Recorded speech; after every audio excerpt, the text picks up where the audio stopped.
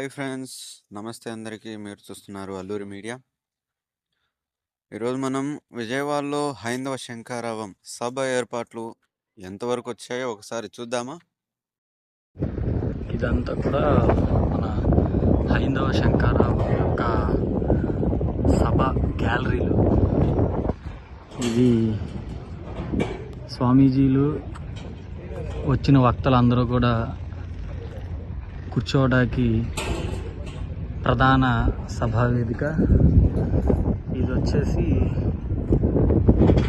సాంస్కృతిక కార్యక్రమాలు ఏర్పాటు చేయబోయే స్థలం. ఎదురుగా కన్స్ట్రక్ట్ అవుతున్నటువంటి ఇదే మెయిన్ స్ట్రీమ్ మీడియా పాయింట్.